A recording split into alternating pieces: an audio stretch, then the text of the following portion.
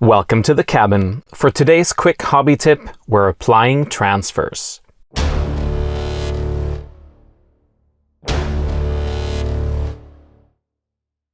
Waterslide transfers, also known as decals, are graphic designs that come on these paper sheets and can be applied to your models. When I started out in this hobby, I couldn't get them to look as good as they did in the books.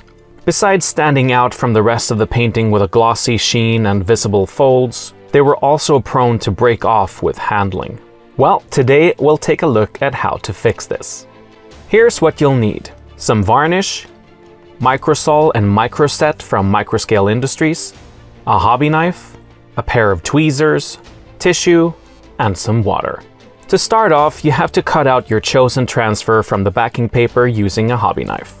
I then apply a coat of gloss varnish on the surface where the transfer will go to help it slide into place and also to match the gloss finish of any transparent parts of the design. You can do this with a regular brush or an airbrush, and I'd recommend you dilute the varnish with a bit of water. If you're applying the transfer to an irregular surface like the curved shoulder pad in this example, you can score a couple of small cuts into it, preferably into any empty transparent parts. This will help the transfer adapt its shape and conform to the surface. If you want your transfer to look battle damaged and chipped, feel free to scratch the surface with a knife while it's still on the backing paper.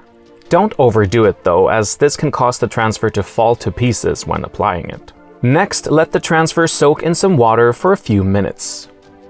You can also use a damp piece of tissue for this.